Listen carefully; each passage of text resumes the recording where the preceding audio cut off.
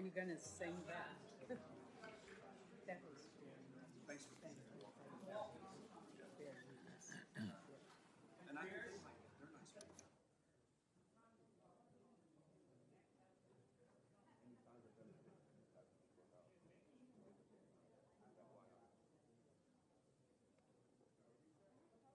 people. No. Okay, let's get started.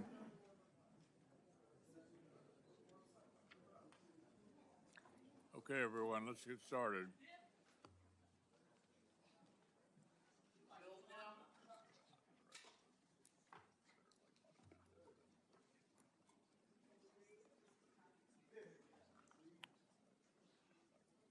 Okay, welcome, everyone. The subcommittee will come to order. Secretary Hegseth, General Kane, welcome. Look forward to discussing the President's budget, and we appreciate the opportunity to do that today. Obviously, we have very good attendance. Today, the need for significant defense investments is as urgent and obvious as it is overdue. Quantity has a quality of its own, and the sheer scale of our defense commitments sends a powerful signal. But what goes under the top line also matters. The way this budget request is structured matters. This is not a $1.5 trillion defense appropriation request. It's a request for $1.1 trillion in base appropriations, and regretfully, another $350 billion in reconciliation. The good news is the base request reflects real growth, unlike the net cut in fiscal year 26 request, and very much unlike the Biden level CR in 25.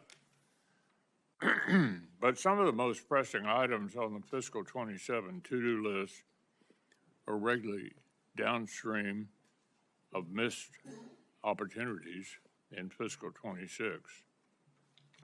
For example, like the failure to fully fund $28 billion in multi-year contracts for critical munitions. The subcommittee did what we could to increase munition purchases above the fiscal 26 request levels, but we couldn't do it all without a sufficient top line. This year, the fiscal 27 request sets a higher top line, high enough, one would think, to build the department's highest priorities into the base budget request, instead of shunning them off into a one-time reconciliation request. Which brings me to the bad news.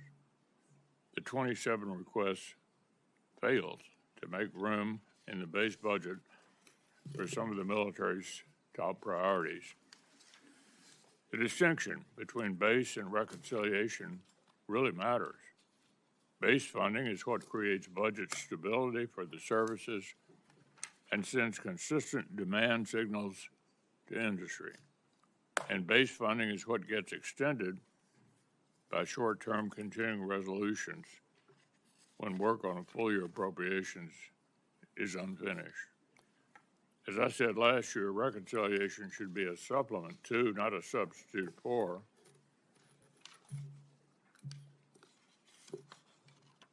political realities will not always allow for party line budget reconciliation. And if the department's top priorities aren't built into annual appropriations, we're actually taking a big risk. The department is right to make Golden Dome munitions and the F-35 program and drone dominance top priorities.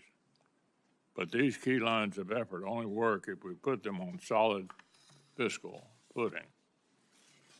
So, why is the department requesting funding for multi-year munitions contracts, which by definition require steady year-on-year funding via a one-time reconciliation?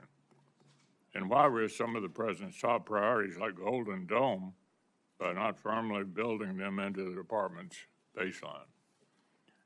National missile defense will require sustained funding over many years, not a one-year expenditure. Other key platforms like the second destroyer and the E-7 battle management aircraft aren't requested in base or reconciliation. So, Mr. Secretary, you've been outspoken about the pace of America's armed forces as the most, quote, powerful, most lethal, and most prepared military on the planet. I'm as committed as you are to sustaining that role. But that's precisely why I'm confused by the administration's failure to prioritize key systems in the year-on-year base budget spending. So I hope you'll explain the department's current approach to allies and partners. The stunning success of Operation Midnight Hammer and Operation Epic Fury illustrates the importance of the access, basing, and overflight granted by our allies in Europe and in the Gulf. I'm as frustrated as anybody about Spain, but they are the exception to the rule when it comes to European allies carrying more of the burden. Likewise, it's impossible to conceive of U.S. power projection in Indo-Pac without the breach that comes from decades-old alliance relationships. So I want to hear the department's view of the role of longtime allies in support of U.S. interests across the globe, because it's quite clear now that our expectation for European allies is no longer the focus of our own continent message that they received from your subordinates for most of the year. Our adversaries are working together to undermine America in the West, strained relations with our partners who are making generational commitments to collective defense and driving investment into American-made weapons and systems only serves our adversaries' interests and limits our capacity and deterrent power globally. So I want to hear about the future of capacity building with committed allies and partners. From the Baltic states to Taiwan and the Philippines, I expect the European capacity building investments intended specifically for Ukraine reach their destination without further delay. Wars in Ukraine and the Middle East clearly show that we have things to learn from our friends. If we want drone dominance, it makes perfect sense to deepen cooperation with the world's most drone warfare experts. I want to underscore this is not charity. When our partners are capable, deterrence is stronger, and the risk to our own service members is lower. This is true in the Middle East today as it was in Europe and the Indo-Pacific. And I think it's noteworthy that our allies in the Pacific have an interest in Ukraine, have sent representatives to NATO meetings. They're hoping for and expecting that NATO will play a worldwide role in defending democratic countries against these adversaries that we're all challenged by.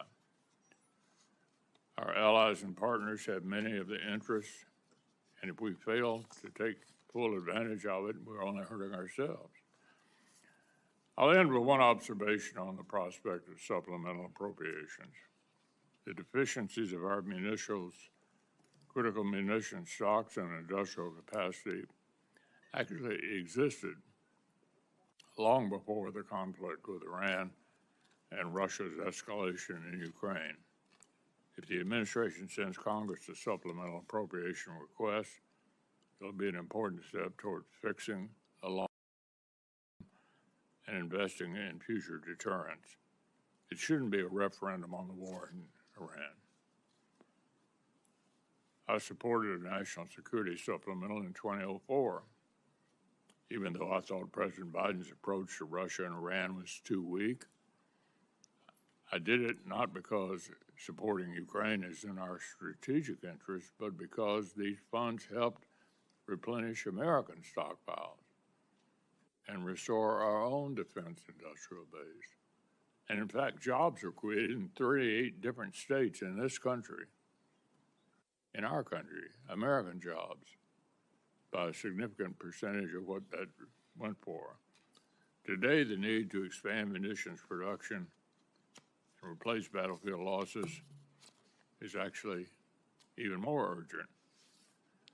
So with that, I'll ask each of our witnesses, after we hear from Senator Coons, to make an opening statement and hopefully limit your remarks to 5 minutes. Chris? Thank you, Mr. Chairman. Thank you, Secretary Hegseth, General Kane, Chairman Kane, for appearing before us and for your testimony today. Let me just begin by expressing my gratitude to the service and sacrifice of the 2.8 million members of the Joint Force and the civilians who support them. And in this urgent moment, to focus on a few simple and clear questions. It bears repeating that the regime in Iran is a terrible regime that has the blood of thousands of American soldiers on their hands over decades, and that they pose a sustained and real threat to the United States and the region. And it bears repeating that our allies are increasingly distanced from us as our adversaries are increasingly aligned. I agree with much of what the chairman said, including that we are in a moment of real contest and danger in no small part because Russia, China, DPRK, and Iran are partnering. Russia and China are helping resupply Iran and the drones that they're using to contest and close the Strait of Hormuz, to target and kill Americans and degrade our facilities. And so if our adversaries are increasingly aligned, I think a core question is, are we? We have so many questions, Mr. Secretary, about this budget proposal, this $1.5 trillion budget request. And at the core is going to be, what's the cost of the war we're in Iran? How long will it go? What damage has been done to our security and our strategic position? When will we get a supplemental request and of what scale? When will we be requested to authorize this war? And when will the American people get a clear answer about our strategic goals and how we will achieve them? I share the chairman's concern that we have created real distance with our allies, most principally our NATO allies, who have stepped up and contributed tens of billions of dollars more to purchase the munitions for the defense of Ukraine and to dramatically increase their long overdue investments in our joint defense in Europe. But unfortunately, the way that the move towards war was launched 74 days ago, without consent, without consultation, has caused a real rift with our vital European allies. And again, as the chairman said, and I agree, there is also a critical and urgent need for us to recognize and embrace that in the most important test field, the battlefield in Ukraine, where the Ukrainians are fighting bravely and successfully against Russian aggression, they have innovated. They have delivered the most lethal and capable drone and counter-drone technologies in the world. What is bedeviling us in Iran right now?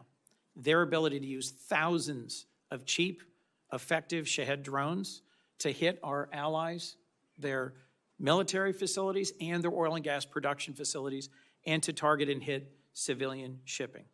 Who's the world's best at intercepting Shahed drones? Ukraine. Last year, the administration requested 0 for Ukraine and 0 for our key NATO allies in the Baltic states. And on a bipartisan basis, this committee put in $400 million.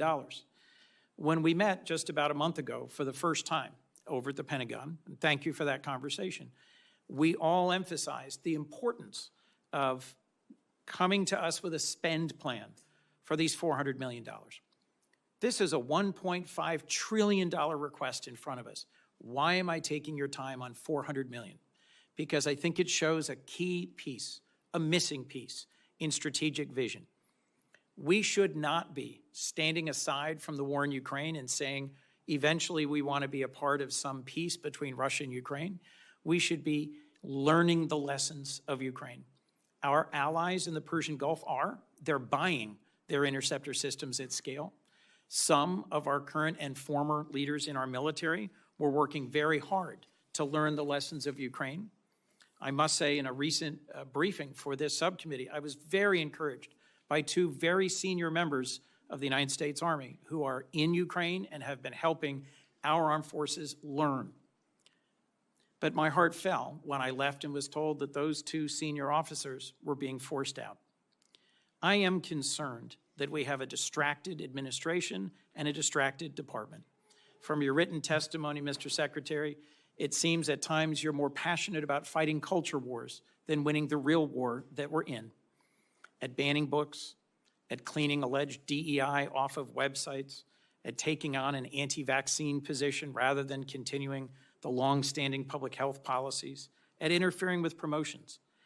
I'm stunned that you fired the 44-year Chief of Staff of the Army in the middle of a hot war and dismissed the Secretary of the Navy in the middle of a naval blockade. As dozens of senior flag rank officers have been dismissed, I am worried about what that does to focus and morale. We have a president who seems more focused on a billion-dollar ballroom and a victory arch rather than achieving actual victory, and a small piece of the $1.5 trillion request in front of us is for a new Trump class of battleships, a so-called Golden Fleet, which I think goes in the wrong direction. Let me come back to the basic point I was trying to make. The world of warfare is changing. Every major service can and should embrace smaller, lighter, faster, more distributed, lethal capabilities that will mostly be autonomous. This move towards a Golden Fleet, towards a new battleship, strikes me as moving in exactly the wrong direction, giving our adversaries a bigger target rather than a more capable platform. How do I explain to my constituents the cost of this war and the cost that we are looking together to invest in our national defense? I share the chairman's concerns about reconciliation. Last year, $150 billion was provided to the department, but the mismatch between base year and 1 year, between long-term and short-term, caused tens of billions of dollars in errors. Errors in how shipbuilding was handled, errors in how new munitions are being acquired. And working together on a bipartisan basis, we fixed many of those problems. This year's budget proposal triples that request to $350 billion. I agree with you about the urgency of our national defense. In your written testimony, you lay out 4 key goals: defend the homeland, deter China, increase burden sharing with our allies and partners, and supercharge the defense industrial base. As you've seen in the last Congress, I've worked with you and with Deputy Secretary Feinberg on multi-year munitions. I cheer the goal of finally passing an audit in 2028. I think we have critical investments to make in our defense industrial base. I think we are absolutely in the fight of our lives as a republic to win AI and quantum, space and surveillance, and the capacity to fight drones and launch drones. But I'm concerned that you, sir, and this department is distracted by issues that are not focused on the core thing we need to achieve. I could not agree more with what you said in your written testimony. For a generation, the United States was largely distracted by open-ended wars of regime change and nation building. And as you summarize this administration's approach, we will not send America's best to advance foolhardy or reckless adventures halfway around the world. Mr. Secretary, I agree that the Iranian regime is a terrible regime. I am grateful for the service and the sacrifice of the Americans who've been wounded or who've lost their lives in this current conflict. But I do not understand the strategy. And as the average American is seeing the costs at the pump and at the grocery store, and as this committee is being asked to approve the largest single-year increase in defense spending in decades, I need to better understand the answers to the urgent questions I've put before you. Thank you, Mr. Chairman.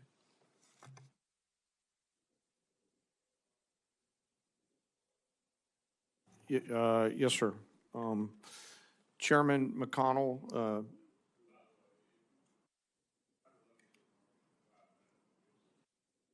I have plenty of questions. Go ahead. okay, John. sir.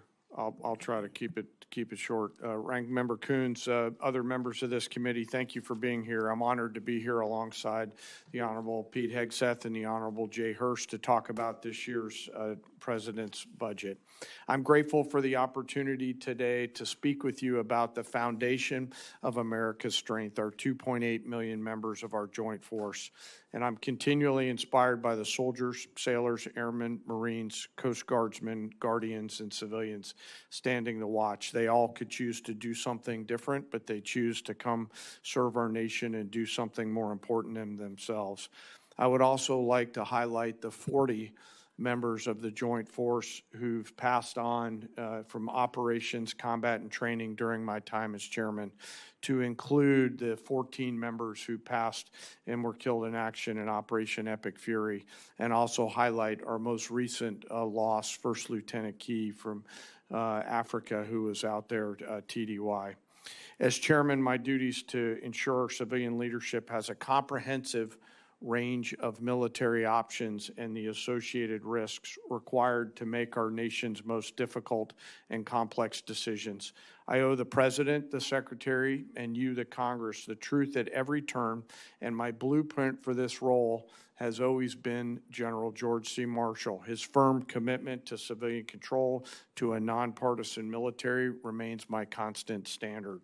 I strive to follow his example by working with you and providing clear and candid, strictly nonpartisan military advice, and to present this committee and my civilian leadership the clearest possible assessment of risk, readiness, and executability, and mindful today of the unclassified environment that we're in here. We are, as you said, Chairman and Ranking Member, operating in a delicate and dangerous times. Global risk is scaling, and the complexity of the modern battlefield demands constant adaptation and innovation. Your joint force is operational at its core, purpose-built for the realities of a complex world. We're organized, trained, and equipped to execute the most demanding missions across the globe with unrivaled precision, as demonstrated by the actions and activities over this past year. We are the most professional military on earth, and we're able to do these things because of the deep, enduring reservoir of training, professionalism, and commitment. Our operational tempo is high, but we're designed to sustain it and rebuild quickly, but we need to rebuild faster. We build readiness every day, we train professionals every day, and we learn to sharpen our edge every day. And we build continually on emerging technologies, as the ranking member said, like AI, quantum, and others, and advance every day, led by great people in our joint force, like Commander Gary Wald, or Wald, G, as we call him, who's out there working every day on our joint staff. Driving this pace of change requires timely, predictable capital and sustained investment, and I look forward to discussing it today. The President's budget supports the Department's goal of recharging the defense industrial base and the national industrial base, those small mom and pop manufacturing companies that are out there in your districts that help us generate combat capability and combat capacity to ensure that we're globally integrated, properly armed, and ready when and if our nation calls on us, while always taking care of our most important treasure, and that's our people. I'm deeply humbled today to be joined by the Senior Enlisted Advisor to the Chairman, Fleet Master Chief Dave Isom, who represents the 1.8 million members of our enlisted joint force. They are the special sauce of America's military. We face dynamic and dangerous times, but I have incredible trust and confidence in the joint force today. I'm deeply grateful for those deployed members of the joint force that are out there right now doing our nation's work. And I remain humbled by the gift of the ultimate sacrifice that those fallen have given us, not just for the 40 during my time in this job, but across the history of our great nation, and their families who continue to soldier on. Thank you, and I look forward to your questions.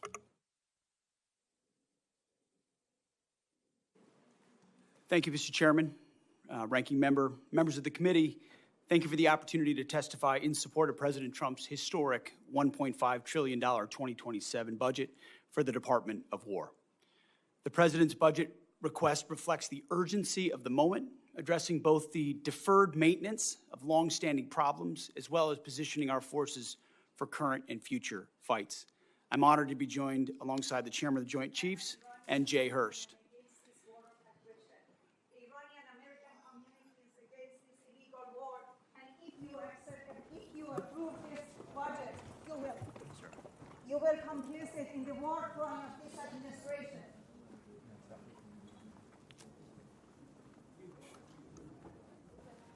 If I may interject, I ask that we have order in the hearing room so we can proceed. I ask the witnesses suspend until the room is cleared. It appears it's cleared. Go ahead, Ms. Secretary. Thank you. I'd like to start by thanking this committee and Congress for your partnership in securing the investments needed to maintain the most powerful military in the world. Our nation's ability to build, to innovate, and support the critical needs of warfighters at speed and at scale is the foundation upon which our survival rests. When President Trump took office, he inherited a defense industrial base that had been hollowed out by years of America Last policies, resulting in a diminished capacity to project strength, offshoring, outsourcing, cost overruns, and degraded capabilities.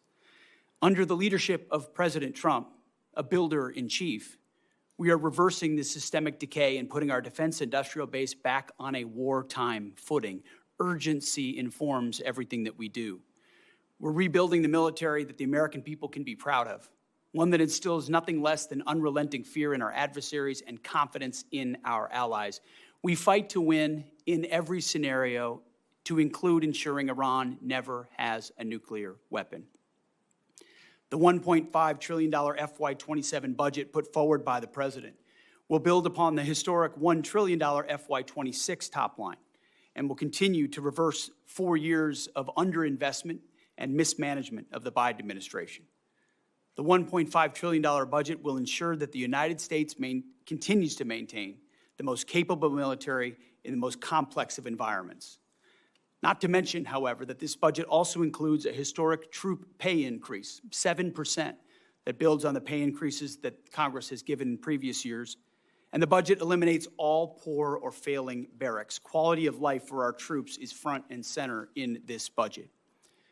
By supercharging our industrial capacity and transforming how the department does business, we are restoring American commercial dominance at a pace unseen in generations, transforming the defense industrial base from the broken, slow-moving systems of the past.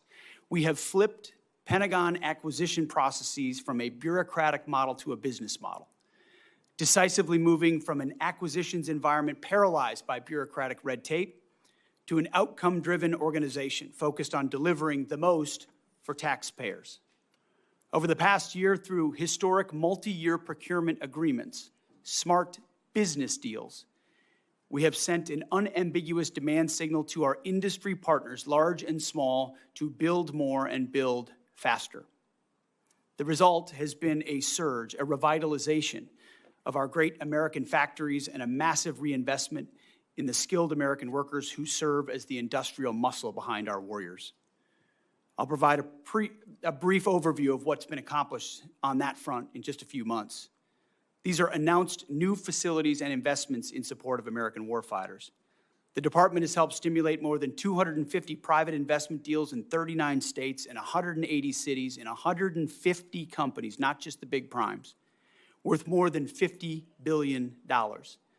This has resulted in 280 new or expanded facilities and more than 18 million new square feet of American manufacturing, 70,000 new jobs. These $50 billion in investments in new plants, new assembly lines, and new factories are private investments, not taxpayer dollars. By completely transforming our department's business model, American companies, private companies, are investing in their own factories with their own money, a historic demonstration of American manufacturing and defense revitalization, all with their capital, not Uncle Sam's. This has not been done before and is long overdue. It's from a bureaucratic model to a business model. These investments equal great things for American families and American workers and help ensure that we can defend the American dream, all American made. Together with the help of this Congress, we're turning the lights back on the arsenal of freedom. We're firing up the American economic engine at every level of our defense industrial base. Every policy we pursue, every budgetary item we request serves to ensure that this department remains laser-focused on increasing the lethality and survivability of our fighting forces from the front lines to the factory floor. We truly believe this is a historic budget, and at every level, we have made it a fiscally responsible budget. This is also a warfighting budget. Under President Trump, we are restoring the unbreakable might of American manufacturing, which has to underwrite everything. We're providing for our warfighters, and we are putting the people and interests of this country first. May Almighty God continue to watch over our troops, and may we honor the legacy of those brave Americans that we've lost. That is our sacred mission, and that's what we'll continue to execute on. Thank you for this opportunity, and we look forward to your questions. Thank you, Mr. Secretary. I know we all understand you're going with the president to China. We all agree they're the greatest long-term military and economic challenge to U.S. and our Western allies as well. Of course, Taiwan, Japan, and Philippines look to us. So can you reassure the countries out there in the Pacific that their security will not be on the table during the talks in Beijing?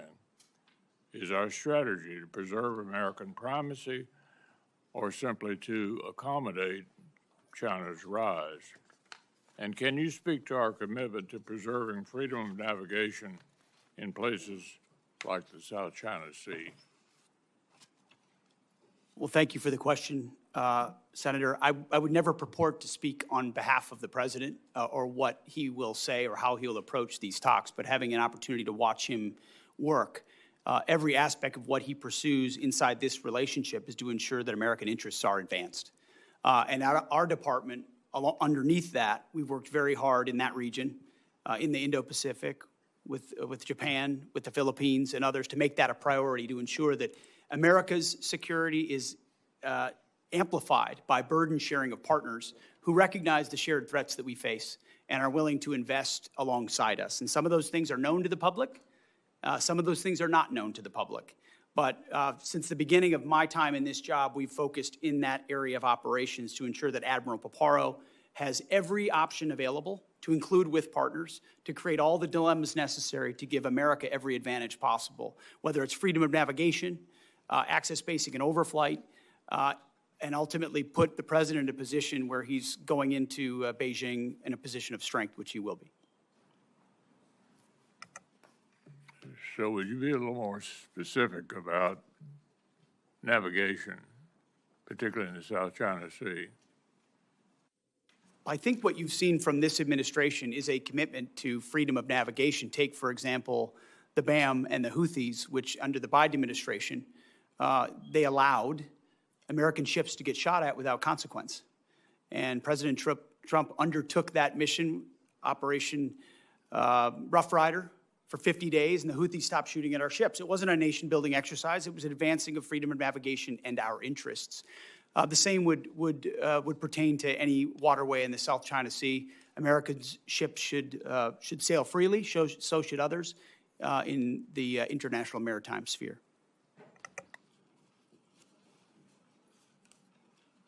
Army Secretary Driscoll has described Ukraine as the Silicon Valley of warfare, as I suggested earlier. I think we all agree on that. And the outcome of the war really matters to American interests.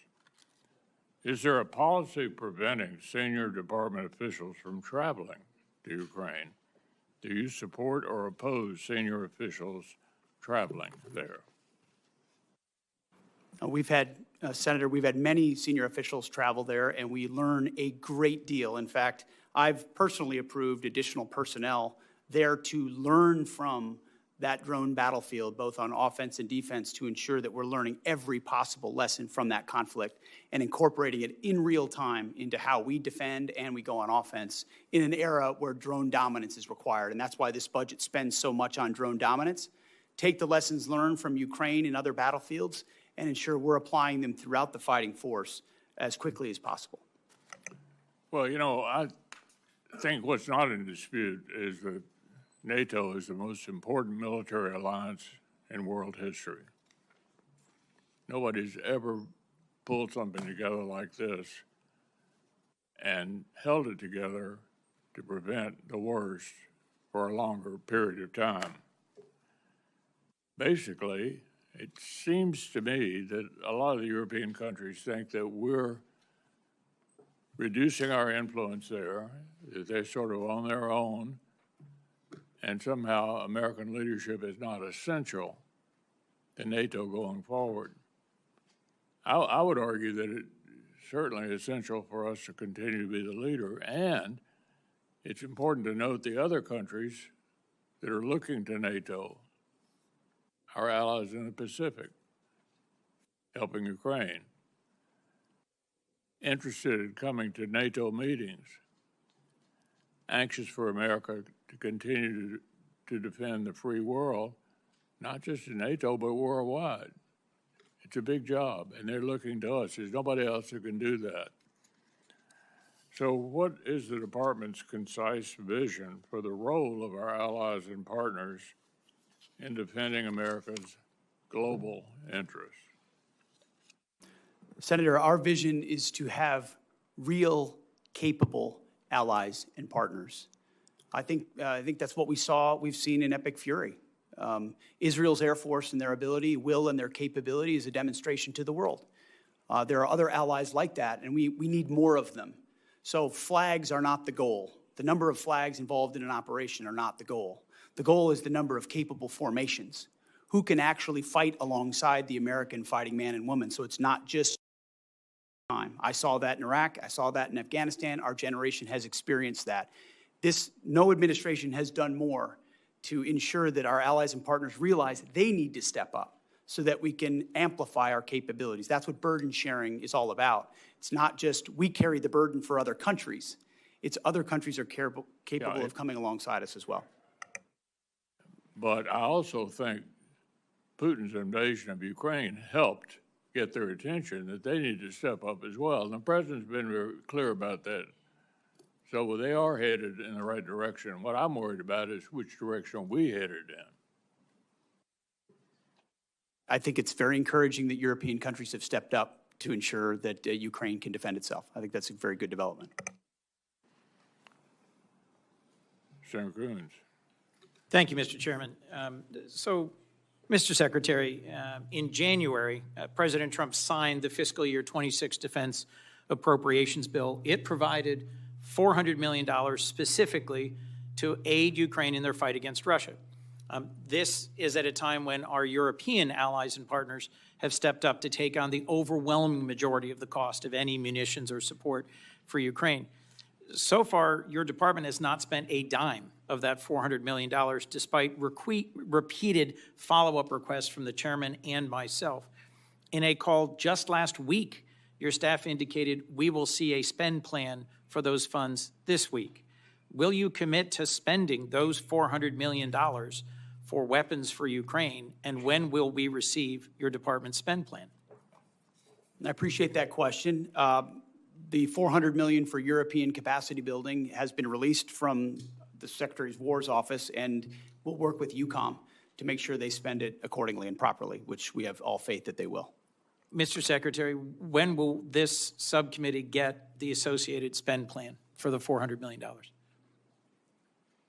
Yeah, I mean, we will work with your committee to make sure that the spend plan as allocated, I want to make sure EUCOM is fully informed in how they want to spend this. They're the closest to the problem set. And so working with them to ensure that you have the spend plan, we'll work with you.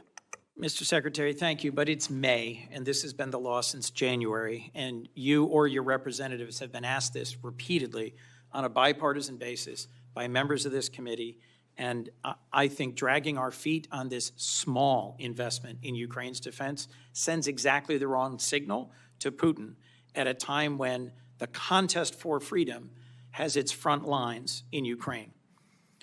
As you said, Europe has stepped up, donating billions to buy U.S. weapons to send to Ukraine to help them as they continue to take ground on the battlefield. But it seems not all the money donated by our European allies is going to buy new weapons for Ukraine, as they had understood. The memo you released just last week prior to your testimony at Senate Armed Services indicated DOD has and will continue to divert some of these funds back into DOD accounts for our own use. Will you commit, Mr. Secretary, to spend every dollar donated by our European allies for Ukraine on new weapons and capabilities for Ukraine? The Pearl Initiative, which you're referring to, which is instituted underneath this administration so that European countries are paying for American equipment to provide as they see fit. NATO allocates where it would like to allocate that. It can choose Ukraine if it like. That money, when it's paid for, that's where it goes. It goes to those efforts. Well, look, as the chairman raised, and as I will repeat, I view NATO as the most successful mutual defense relationship we've ever had. And your comment about we need not flags, but real and capable allies, and the foot dragging on both Pearl and the investments in our Baltic allies and Ukraine causes me real concern. As you know, a bipartisan group of us from the Senate and the House went to Denmark to lay a wreath at the memorial to the 52 Danes who served, fought, and died alongside our troops in Afghanistan. Those were not just flags. Those were real warfighters who fought and died at our request in a war that began by NATO's initiation, a service and sacrifice in Afghanistan. I just think we're sending the wrong signal by the president's announcement of the intention to withdraw 5,000 troops from Germany. Could you help me understand what is the strategic reason for a drawdown of U.S. troops from Western Europe? I would just like to clarify, Senator, it's never about the heroism of foreign troops. I fought alongside great British and European and Australian allies in Afghanistan. It's the political caveats and the limitations that they come with. It's not the troops. It's the capitals of those militaries that limit what they're able to do, where they're able to go, who they're able to fight, that create limits on our own. And anybody that's been in these formations knows that. So it's easy to talk about here. It's another thing to apply. And we need allies that are burden sharing, not becoming a burden with political limitations. I'm not talking about the troops. Thank you. Our president said in Europe that we never asked for and never received anything from our NATO allies. Was that your experience in Afghanistan, serving and fighting alongside our NATO allies? I've written extensively about that, and the vast majority of my experience was frustration with the limits of what those troops were able to do because of the political caveats, rules of engagement, and limits that came from their capitals. But you don't doubt or question that about a third of all the combat casualties in our war in Afghanistan were our NATO partners and allies. I would have to go back and check that number, but I take your word for it. Let me just assert that hundreds and hundreds of service members from, as you put it, Australia and the United Kingdom, as well as many other of our allies, served, fought, and died alongside us. So I'm just going to simply say, in terms of our reliance on our partnerships, I'll agree with the chairman that at a moment when Russia and China, North Korea and Iran are coming closer together and delivering a bedeviling lethality in this ongoing war in Iran, for which we don't have a clear strategy or clear answers, our better strategy would be to partner more closely with Ukraine, dig in deeper with our real values-based allies, our treaty allies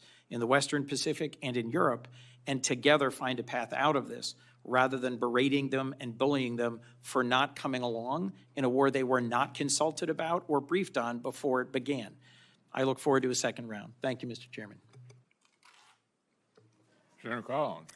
Thank you, Mr. Chairman. General Kane, when the Department of War was planning its operations in Iran, did you anticipate the closure of the Strait of Hormuz and the resulting impact on oil supplies for many countries, including here in the United States, where we've seen gas, diesel, and home heating oil prices go up? I ask this question because there's historic precedent, obviously, during the Iraq-Iran war. Tankers were fired upon in the Strait. Senator, thanks for the question. As always, We have an incredible staff over at the Pentagon and down at USCENTCOM. And we always look at the range of military branches and sequels. I won't comment on any particular one because that gets to whatever advice I may or may not have given to the president, and I do that in private. But you should rest assured, as should the American people, that we cover and consider the full range of things all the time in our careful consideration of military actions and the advice and or options that we present to our civilian leaders. It seems to me that there's been a different plan almost daily with dealing with this problem, which is why I ask. Mr. Secretary, let me start by thanking you for visiting Bath Iron Works in the state of Maine. The workers were very pleased to greet you and hear your encouragement and praise. The Aegis destroyers play such a critical role in our national security, from intercepting Iranian missiles to supporting combat operations around the globe. While visiting Bath Iron Works, you correctly described the DDG destroyers as the workhorse of the fleet and emphasized maxing out on DDGs sends a message to the world. I was also delighted that you noted that Bath built is best built, a slogan of which we're very proud. I fully agree with all those sentiments. That's why I was alarmed to see that this year's budget request only includes funding for just one DDG 51. That's down from 2 in FY26 and 3 in FY25. That reduction to a single DDG 51 creates uncertainty for U.S. surface combatant industrial base at a time when BIW is demonstrating huge progress in workforce retention, production stability, and faster throughput. So there needs to be a steady demand signal for DDGs in order to keep the yard operating at all phases, from cutting the initial steel to completing the ship. So I'm puzzled by why only one DDG is requested and concerned about what that will mean as far as maintaining that workflow. I'm particularly puzzled by the decision in reconciliation to request $1.8 billion for foreign-born surface combatants at the same time that there's the proposed cut for American-built destroyers. Wouldn't providing a demand signal for U.S.-built DDGs from the department help the industry further increase the speed at which these ships are being produced? And I'm sure when you were at Bath, they probably showed you the chart of the enormous progress that they are making. I appreciate the question, Senator, and it was a great visit, and it's incredible what they do. To both your questions, the answer is shipbuilding capacity, and that's why we invest, $65 billion in shipbuilding in our shipyards, is because the reason for a request of that number is the ability to build them and how quickly. And so as soon as that capacity is increased, which we anticipate this investment will do, then we look forward to ordering DDGs into the future, because they are the backbone of our naval fleet. Thank you, Mr. Chairman. Senator Irvin. Thanks, Mr. Chairman. I associate myself with the remarks of Senator Coons earlier about the $400 million for Ukraine, and I hope that it is allocated quickly. I'd like to ask a similar question about the $200 million in that same appropriation bill that was designated for the Baltic Security Initiative. Has that money been released? If it has not been, it should be. I don't know, has it been released? Senator, So I believe there was a mistake with how the appropriations bill was written. We're trying to rectify that through a reprogramming action to make sure we have sufficient funds in the DSCA account to execute BSI. It's 5 months after that bill was signed into law. How long will this take? I think it's contingent on the reprogramming action being approved by the committees of jurisdiction of the Department of War. So you're suggesting it has to go back through Congress for the current appropriation? I need to move money between DSCA accounts to execute BSI. That's right. Well, I can tell you, I would like to work with you to dispatch that money. It is needed for the Baltics and Poland and needed on a timely basis. Absolutely. I'd like to take a moment to reflect on the war in Iran, which you, Mr. Hearst, testified before Congress, has cost us $25 billion, 14 U.S. military personnel tragically killed, and a tenuous ceasefire in place. As I look at the achievements, Iran to date, led now by an even more extreme supreme leader, the global economy is held hostage to the standoff in the Straits of Hormuz. Our munitions stockpiles are dangerously depleted, and Iran is no further from a nuclear weapon than before our invasion. General Kane, the president has claimed on several occasions over the past couple of months that the war is over, that the conflict has been concluded. What were the goals of the U.S. conflict in Iran, and have we achieved them? Well, sir, I'm going to be mindful of my need to maintain trust with a variety of stakeholders in the job that I'm in, which includes you, the American people, the Joint Force, and the President. And to that point, only our political and civilian leaders set the national military objectives. Our military objectives have been clear the whole time around targeting Iran's ballistic missile systems, preventing them from threatening U.S. forces in the region, destroying the Iranian Navy, degrading its capacity and capability, and ensuring that they can't rebuild by focusing on their defense industrial base. I'll defer to the Secretary and the President on other strategic objectives, but that's what we've been focused on, sir. Do you feel that the situation in the Straits of Hormuz indicate a victory on our side? Sir, only political leaders decide victory or defeat, and that I'll leave it to them to opine on that. They are the ones who invoke or stop the use of military force. Well, then let me put it in strictly military terms. Can you explain to the American people who are facing these gasoline and diesel oil prices what is going on in the Straits of Hormuz, where Iran, which was attacked by us, seemingly as the Straits of Hormuz at a standstill, with 1,500 tankers waiting for either permission or peaceful circumstances to navigate?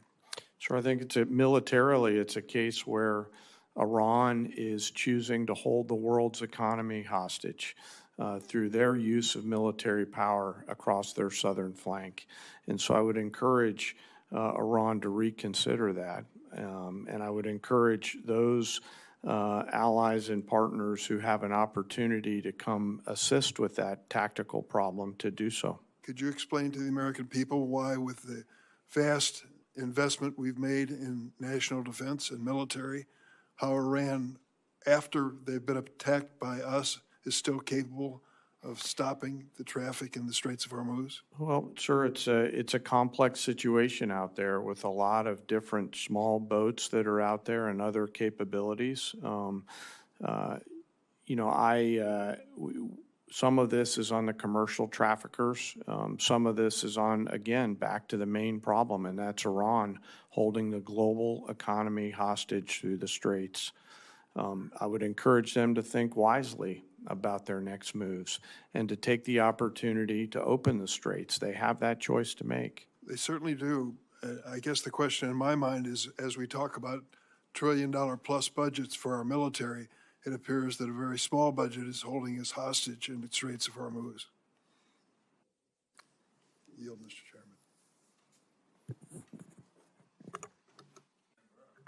Chairman. Thank you. I just want to start off with saying that these military operations against Iran have been spectacular. In a matter of months, we have degraded the largest state sponsor of terrorism beyond what I thought was possible, probably more to come. Ms. Secretary, 900 pounds of 60% enriched uranium Do we all agree that's what Iran has buried somewhere? In this format, some of that should be classified, so I wouldn't comment on the exact amount of anything. Okay, well, it's just pretty well known. They brag about it. Is it possible they could have 60% highly enriched uranium without them cheating in the past? We know in every context of what Iran has undertaken, they've lied and cheated. The answer is no. Everything that Obama and Biden did was designed to keep it to a civilian nuclear program. There is no way in hell they can have 60% highly enriched uranium unless they cheat. So everything y'all did failed. And you want to criticize? You failed. You allowed Iran to be a threshold nuclear nation. Everything you did failed. Missiles, Diego Garcia. Did they shoot missiles at Diego Garcia, General Kane, the Iranians? Yes, sir, they shot a few. Under the protocols we had in place, were they supposed to be able to do that? Without reviewing the fine print, I believe the answer is no. No, they weren't. You failed there. You failed to stop Iran from being a nuclear threshold nation. You failed to stop Iran from having missiles that could go thousands of miles. Why should we listen to you? Bottom line here, China. Does China buy 90% of Iranian oil, Ms. Secretary? China buys a very large percentage of Okay, Iranian oil. 90% is pretty large. So does China buy, are they the largest purchaser of Russian oil and gas? I would imagine they're up there, Senator. They are. They're the largest. So President Trump, when you go to China, realize that the person you're talking to is propping up Russia and Iran. I appreciate what you've done in Iran. I appreciate what you're trying to do to end the Russian-Ukraine conflict. Do you agree with me, Mr. Secretary, that of all the countries on the planet, China could have the most influence of ending this war if they chose to? I think the most influence is in President Trump's hands and what he decides to do, and he'll Well, set what the if terms what of how if this. China stopped But buying? ultimately, China has a lot of leverage. You're right. Yeah, they did. What if they stopped buying 90% of oil from Iran? That's not President Trump. That's up to China. Do you support putting tariffs on China if they continue to buy Russian oil and gas? Tariffs is not my lane, but anything we got can you. do to put pressure on people, I usually Right. support. Well, do you believe that when we put pressure on India by a 25% tariff for buying Russian oil, they kind of backed off?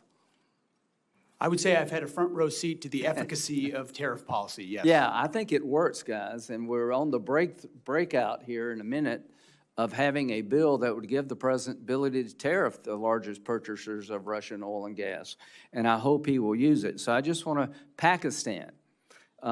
Are you aware of reports that Pakistan are allowing their bases to be used to park Iranian aircraft,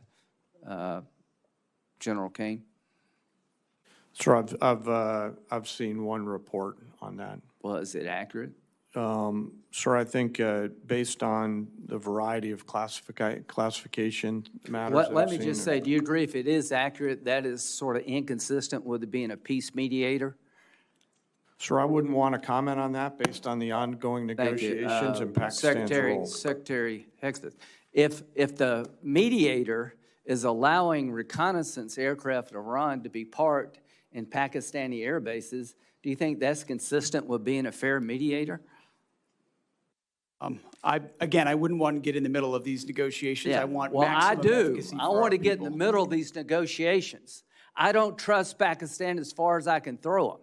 If they actually do have Iranian aircraft parked in Pakistan bases to protect Iranian military assets, that tells me we should be looking maybe for somebody else to mediate. No wonder this damn thing is going nowhere. So, you know, I appreciate all you've done. I'm very supportive of it. But when it comes to Pakistan and China, enough already. Thank you.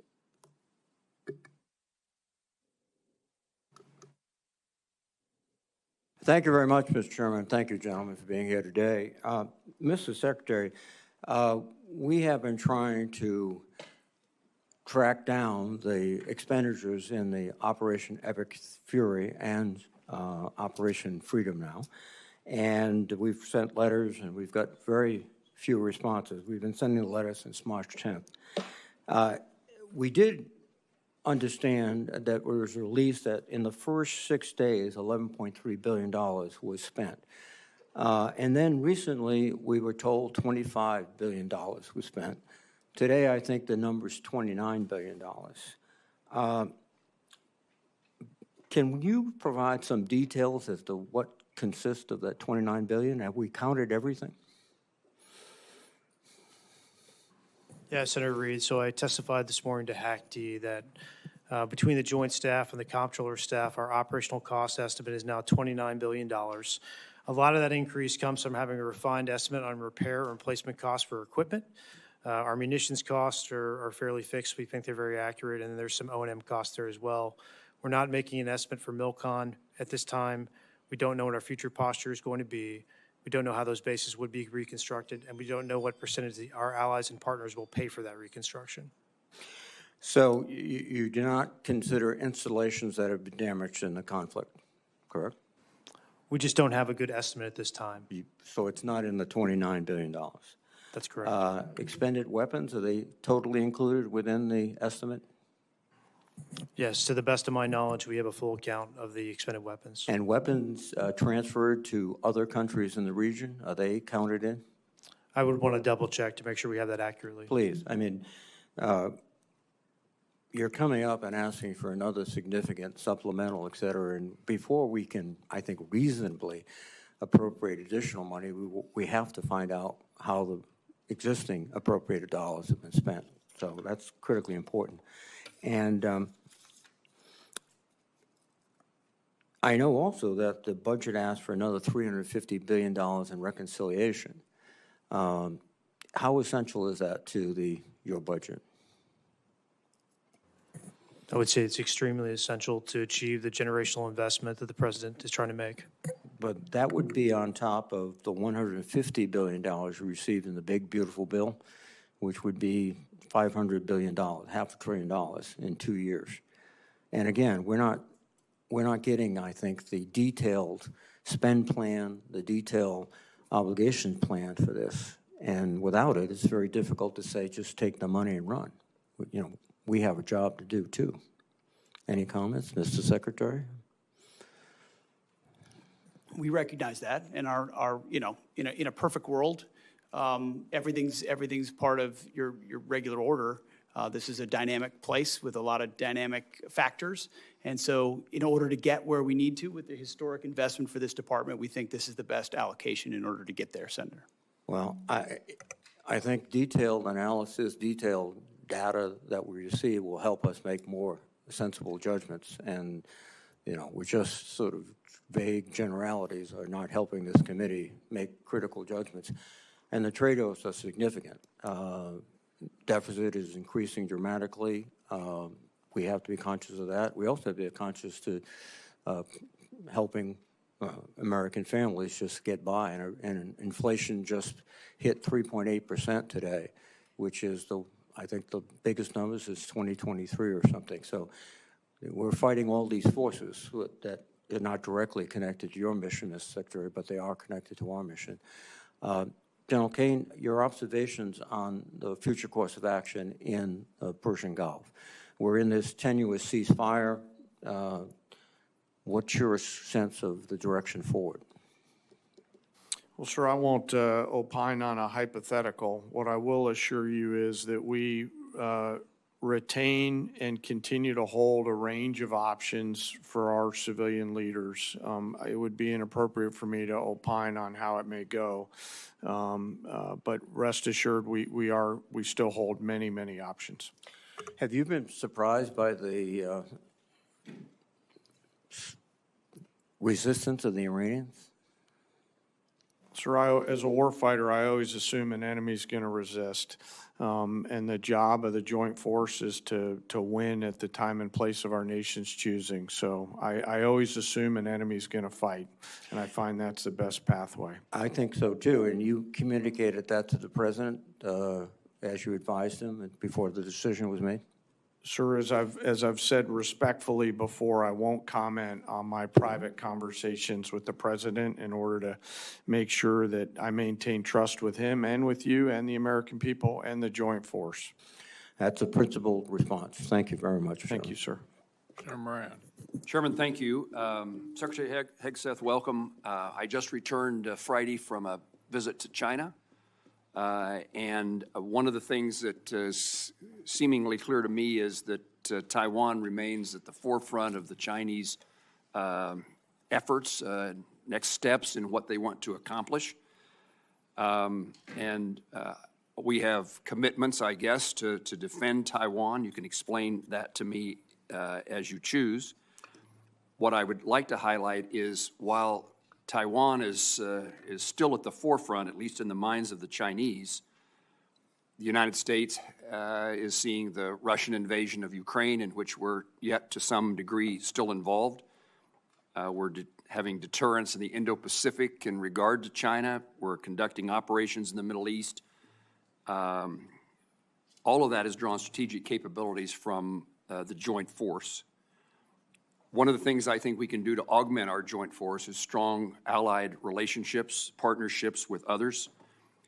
Given the current threat environment that we are in and the scale of the global demands upon the United States, can you speak to how the department views the role of allies and partners in sustaining our global posture?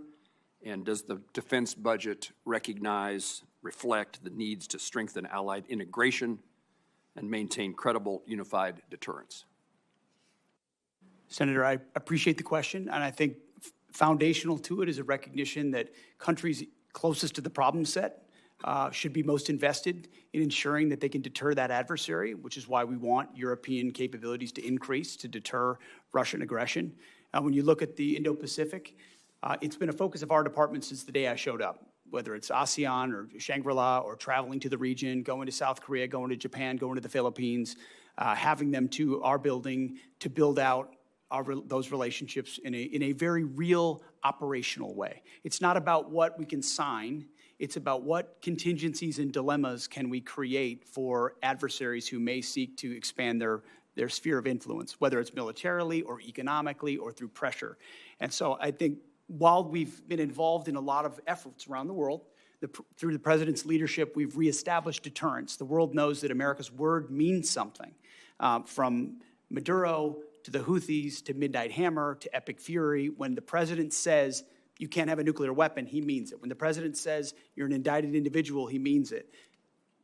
Everybody sees that, including in the Indo-Pacific. And when you do that, plus build out your alliances, not based on talk, but based on capabilities, access, spacing, and overflight, training, interoperability in discrete ways, I think all the right people pay attention to that and see it, and that's been the focus in the Indo-Pacific for us for a while. And the budget request reflects those that circumstance that you just described. Very much so. I would say Admiral Poparo, his request, his line items, his input was front and center in the build of FY27 to ensure allies and partners are considered. Yes, sir. Secretary Hegseth, let me change the topic. I worked closely with Senator Cruz to introduce and secure the unanimous Senate passage of the Rotor Act. That was an airplane that Kansas that saw the death of 67 people near Reagan Airport. The department in December the 17th, released a statement in support of the Rotor Act, and yet when the House considered the Rotor Act, the department released an additional statement and claimed that enactment would create significant unresolved budgetary burdens and operational security risks affecting national defense activities. Can you explain what happened between the first statement and the second statement that caused there to be a different reaction? And I ask this because it's still very important to me that the Rotor Act or something very similar to the Rotor Act is enacted into law, and apparently for it to be passed, it needs to be something that the Department of Defense is supportive of. So what is it that changed between the initial statement, the second statement, so that we can bring this legislative endeavor to fruition? Well, I appreciate your attention to what occurred there. We've taken it seriously from the beginning. We recognize the need for the requisite oversight. It was an earnest change. The department didn't think that the changes that we had asked for were incorporated properly into the bill, and as a result, we came out and opposed it. But we look forward to an iteration of that bill to get passed because we think it's important that it happen. So if I can paraphrase in my words so I understand what you're telling me, it isn't that something changed, it was that what you asked for didn't get enacted in the Rotor Act before it passed the Senate? Correct. We think some changes that need to be made were not made to the bill, and as a result, we changed our position, but we look forward to supporting something in the future. Yes. In my 15 seconds left, General Kane, could I ask you to visit with me momentarily after the hearing so that I can raise a topic with you and have you point me in the direction of where I can find an answer? Of course, sir. Thank you. Senator Murray. Thank you very much, Mr. Chairman. Mr. Secretary, the war in Iran has not only cost 13 American service member lives, it is also costing American taxpayers dearly. Tens of billions of dollars and counting, and that's money that could be helping people perhaps get health care. But instead, we're paying for bombs dropped in a war that American people overwhelmingly oppose. Now, earlier this morning, I know that your team testified Trump's war with Iran cost $29 billion so far. That is $29 billion blown on a war of choice, and that's what it would have cost, actually, to save the ACA tax credits. But as my colleagues have already stated, what is concerning as well is it seems quite clear that that cost estimate is suspiciously low. Now, your acting comptroller suggested that damage to U.S. facilities was not factored into that figure. It is clear that there has been extensive damage to American military assets. New reporting from the Washington Post and others indicates that Iran has hit at least 228 structures or pieces of equipment at U.S. military sites. Can you tell us what the cost of damage done to U.S. facilities is because of this war? Well, I think Jay covered pretty clearly what we can or cannot share, but I would simply respond that, and I think it's an important point, considering what the president is undertaking, is what is the cost of Iran obtaining a nuclear weapon? And the fact that this president's been willing to make a historic and courageous choice to confront that, it comes with cost, and we recognize that. I understand what your judgment that, is. We have a judgment as well, and I'm asking if you can tell us, and at what point you can tell us what the cost of damage done to U.S. facilities is because of this war. Yeah, ma'am, thanks for the question. So for future posture in the Middle East, we don't know what that's going to look like. We don't know how we're going to design these bases. The damage to date, you do not have any cost estimate on it at all. For the military construction, I don't have a cost estimate to provide you at this time. Well, when will we get that? Again, it depends on what the future posture is, how we decide to construct those bases. To date, you know what has happened to date. We can't get that number, and that is a real concern to us. Our job is to appropriate dollars, and we're just told it's coming, and we don't get it, so it's very hard to do our budgets. And right now, Mr. Secretary, people are paying $4, $5, even $6, $7 for gas, and American taxpayers are now on the hook as well for paying for this disastrous war. You're spending families' hard-earned tax dollars on a war that many strongly oppose, and you're forcing people to pay more at the pump, and yet you're not even providing a real breakdown for the cost of this war so far. We have no real details, you have indicated that, and yet now you want Congress to send you $1.5 trillion more. To me, that is unacceptable, and I hope our Republican colleagues will join us in not only rejecting that absurd request, but in insisting that the American people get the actual answers on how much money, their money, we are spending on this. Now, let me turn and say, Secretary Hegseth, the president has called Medicaid, Medicare, and child care little scams and said, quote, we're fighting wars, we cannot take care of daycare. I'm just trying to understand that. Is it your position, since you're asking taxpayers for another $500 billion for the war, that American families should be forced to give up child care and health coverage so that you can have $1.5 trillion for this budget? Senator, that's not my department. I certainly support this, and I also support the president's efforts to find and remove fraud wherever possible in a general sense. I'm not talking and we about do that fraud. in our department as well. I'm not talking about fraud. I actually asked whether an American family should lose their health care or their child care to pay for this budget. That is literally what the president suggested. The president has proposed a historic $1.5 trillion budget that will defend the nation and confront threats like Iran, which previous presidents allowed to happen, as Senator Graham pointed out. Well, Previous administrations said they wanted to Your take care of this opinion, problem, the and question- they did not, The question and in he's front of doing this it. committee, the question in front of the American people is, what are they being asked to give up for this $1.5 trillion? That's where I was talking about. And lastly, Mr. Secretary, your budget request cuts through Trump's ramblings and really, to me, makes the truth clear that you and the president don't value families as much as you value defense contractors.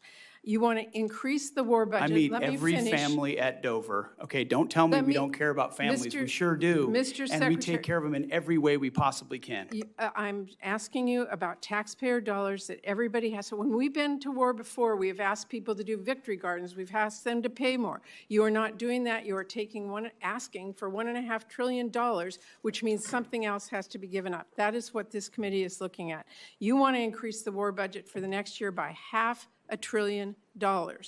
That is taxpayer money that could be used to feed families or build new affordable homes or wipe out some diseases completely or increase child investments 20 times over.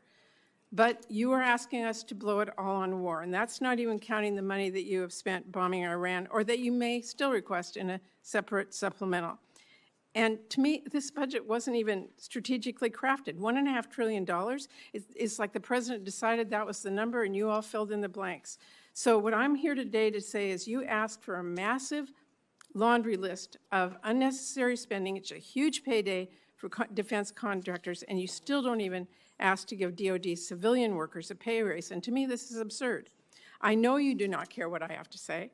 So let me quote you someone you might actually listen to. President Eisenhower. He said, "Every gun that is made, every warship launched, every rocket fired signifies in the final sense a theft from those who hunger and are not fed, those who are cold and not clothed. This world in arms is not spending money alone. It is spending the sweat of its laborers, the genius of its scientists, the hopes of its children." That is what this budget proposal is asking. It's going to leave Americans cold and hungry to fund Trump's war and make defense contractors a fortune. So that is why I hope this committee throws that in the trash and comes together with a budget that works for all American families. Thank you, Mr. Secretary. Thank you, Mr. Chairman. Senator Hoeven. First, I want to thank you, gentlemen, and all of our men and women in uniform for the incredible defense of our nation, what we're seeing really around the globe, and certainly in the Gulf right now. The professionalism, the capability of our men and women in uniform is frankly beyond belief. It's just amazing. And we need to say thank you to those men and women and their families every single day. It's really something. My first question is, Mr. Secretary in General, is there a way to secure the Strait of Hormuz before we fully resolve with the conflict with Iran? Well, thank you for your statement up front about the troops, and we certainly feel the same way. They're the best of America and deserve the best from all of us. As it pertains to, I actually didn't get a chance to reply to Senator Durbin, who said that Iran was attacked by us. I would take issue with that. For 47 years, we've been attacked by Iran, and they've been lying to pursue a nuclear weapon, and President Trump had the courage to do something about it. I don't think enough has been stated about the blockade and the power of the blockade and the dilemma that our blockade creates for them. They can't move anything out of Iranian ports, and over, I think it's 65 ships at this point have been turned around or disabled. The economic pressure that creates on them greatly outstrips the pressure on us, and we don't use the Strait of Hormuz anywhere near as much as the rest of the world does, or certainly they do. And I think it creates a lot of dynamics for future energy dominance for the United States of America, considering the increased capability that our country has, not to mention opportunities in Venezuela. So we have a range of options, as the chairman and I have discussed extensively, mostly privately, but some in public, to ensure that transit were to continue, should the president or others want us to go in that direction. But ultimately, we control the strait. Because nothing's going in that we don't allow to go in. And trust me, when we look at what Iran's thinking about that, they know they can't break it, and it's very concerning for them. Iran only responds to strength and force. And that's specifically why I asked the question, in that their evil regime, can make their people suffer and hang in there.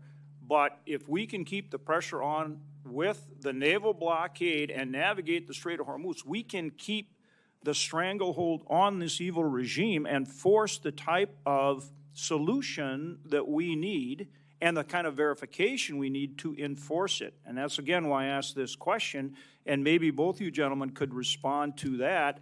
I'm not saying that is what the outcome will be, or, ultimately it's up to President Trump. But what I'm saying, is it possible to keep that stranglehold on with the blockade, even though, the tyrants, the IRGC won't give up right away, and secure the Strait of Hormuz while we continue to put that pressure on them for a result that can work for this country and the world and that's enforceable? And I'd like you to give me some more color on that, both you gentlemen. Sure, I'll take a moment here and talk about pressure.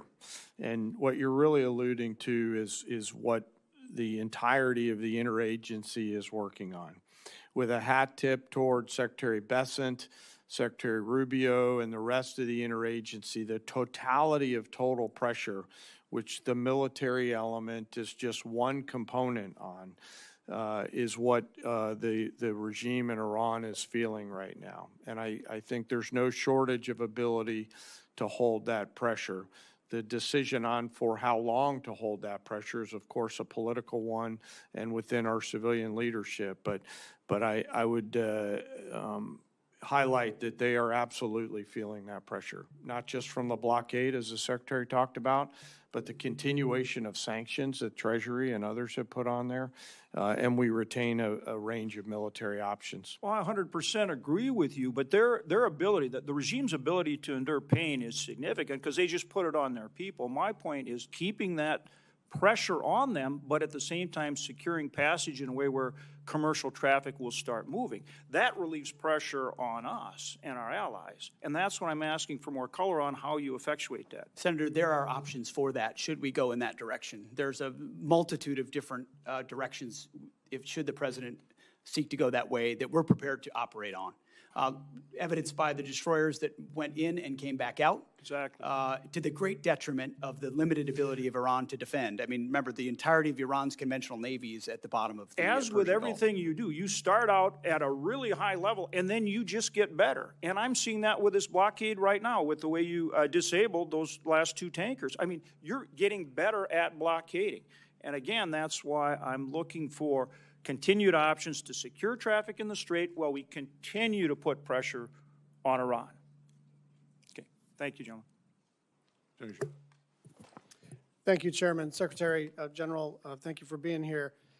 Secretary, I want you to provide some reassurance for my constituents. In 2019, the DIA published that Iran, quote, had swarms of small boats, large inventory of naval mines, an arsenal of anti-ship missiles that can severely disrupt maritime traffic in the Strait of Hormuz. In 2025, after Operation Midnight Hammer, a Brookings expert said, quote, "It is wrong to conclude Iran is now a defeated nation and will act accordingly. Iran's demonstrated destructive missile capabilities have penetrated nearly every part of Israel. Iran's arsenal could endanger American forces in the Gulf." And Senator Collins asked General Kane about the extent to which you were briefed and the president was briefed about the very likely outcome of this kinetic engagement. And there are some data points that seem to indicate that we did not see all of this coming or that we didn't account for it. We may have been briefed on it, but we didn't account for it. Parts of the THAAD and Patriot systems in South Korea were moved to the Middle East. This is after the war. After the war, munitions were moved from around the world to defend U.S. sites in the region. There was a rush to evacuate United States personnel, and Iran struck more than 200 structures and equipment at 16 U.S. sites. So, Secretary, can you just reassure us that this was all foreseen and part of the plan, or can you tell us whether there were any surprises here? Well, thank you for the question, Senator. I can reassure you that it was all accounted for. Every aspect of this was poured over by the Joint Staff, by civilian leadership, and represented in pursuit of a very clear goal. And the chairman laid out correctly what the metrics militarily were from the beginning, whether it's ballistic missiles, Iran's Navy. You know, you can't contest a blockade if you don't have a conventional Navy, destroying the defense industrial base, but it was all in service of ensuring Iran never has a nuclear weapon. So as a And for, just if as a you for have, example. I mean, that was, so I want you to know, it was all seen through the lens of preventing Iran from having Yeah, the I ability understand to that's the threaten region underlying or us. objective, and I do not dispute the military success. I don't think there's any doubt that when the most powerful, most well-funded, most technologically advanced, most disciplined, most trained military in human history sets out to do something, they almost always accomplish it. And so that's not what I'm talking about. I'm just wondering why we're moving THAAD assets from South Korea after the war started. I'm just wondering why there was a scramble to evacuate personnel, and I'm wondering why the President of the United States, our Commander-in-Chief, said that he was shocked that Iran would retaliate by striking other countries in the region. This was not just foreseeable, it was foreseen. It was, you know, this is, you don't need to get into a skiff to understand that their likely play was to asymmetrically retaliate and then to close the strait. And then it happened, and then the president said, gosh, who could have seen this coming? I'm just trying to figure out, for those of us on the left and the right who are wary of regime change wars, who are wary of happy talk, who have learned through terrible experience the cost of this kind of adventurism. Why is this any different, and why didn't we see this coming? I appreciate your lauding of the force up front, and earnestly, that it's the greatest fighting force on planet Earth. But that was the same fighting force that surrendered to Iranian fast boats under the Biden administration. We all remember the pictures. Remember the Americans with their hands above their head at gunpoint of the Iranians? It's because they didn't have leadership like President Trump, who empowered them to do what was necessary. The Biden administration allowed them to pursue nuclear ambitions, didn't do anything about it. President Trump stepped in. We factored all the risk and ranges of options, put in maximum defensive capability for our troops as we could in real time, empowering the CENTCOM commander with everything he needed to ensure this mission could be as successful as possible, knowing there are branches and sequels of every operation that have to be accounted for. I'm going to factor the Navy. You might wonder, why would you sink the Navy if you're trying to prevent a nuclear Iran? There's reasons for that, because you're planning for contingencies in other ways that this could go as well. Secretary, I'm trying to stay on time here. I hear what you're saying. I just don't hear an answer to the question of why we had to take certain actions that could have been taken before the kinetic engagement and would have kept our assets and our personnel more safe and would have looked and actually been more planful, more thoughtful, more well executed. Why are we doing all of this stuff as if it's a scramble if all of this stuff was foreseen? I think I'm quite confident, along with the CENTCOM commanders, that we took every action possible to ensure that we were prepared for this conflict. Thank you. Senator Murkowski. Thank you, Mr. Chairman. Mr. Secretary, gentlemen, thank you. I wanted to start off my questions with a focus on the reconciliation package. I know that it has not yet been introduced, but we're told $350 billion. Here's my concern, and I'm just going to be really direct. We've got a second reconciliation that we're going to be dealing with in these next few weeks regarding immigration enforcement, and we're halfway through a calendar year. A third reconciliation may or may not happen. I'm just being direct and upfront.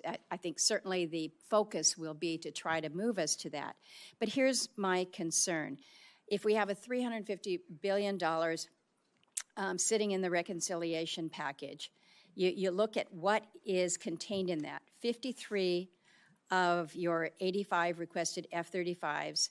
So I look at that and say, wow, if the reconciliation bill fails or doesn't advance, you drop below your own FY26 fighter procurement baseline.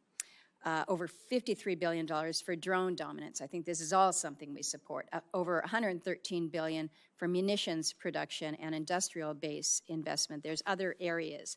So here's my question. I worry about us banking on a third reconciliation package I know we don't want to engage in the speculative here, particularly if it's a negative, but I'm worried about the committee accepting a defense budget where effectively a quarter of it, including some of the bread and butter procurement requirements, depends on a third reconciliation package that may be an uphill climb.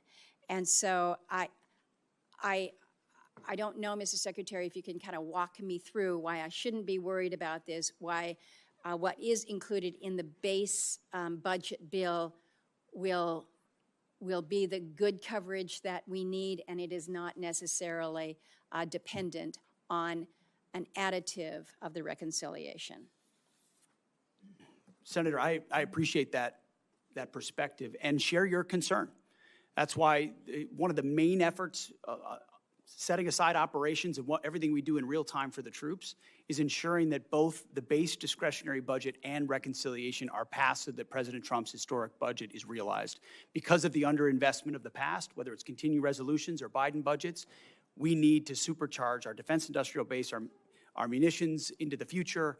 And so our entirety of our team and our department is running in the same direction to ensure that reconciliation as swiftly and as clearly and cooperatively as possible is passed alongside the base discretionary budget.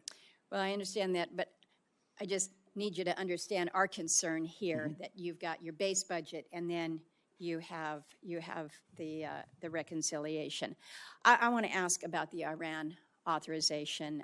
No great secret around here. I have been talking about an authorization of use of military force. I understand that the administration has made clear that you believe that the actions taken thus far fall under the President's Article 2 authority. I think reasonable people have disagreed about the boundaries of presidential war powers for a long time. But the War Powers Resolution is pretty clear here. It requires the President to terminate hostilities within 60 days, absent congressional authorization. I think it's important that we in Congress actually assert our own role and responsibility to this. That 60-day clock expired April 28th. And then on the 1st, the administration sent letters to congressional leaders asserting that the hostilities has ended.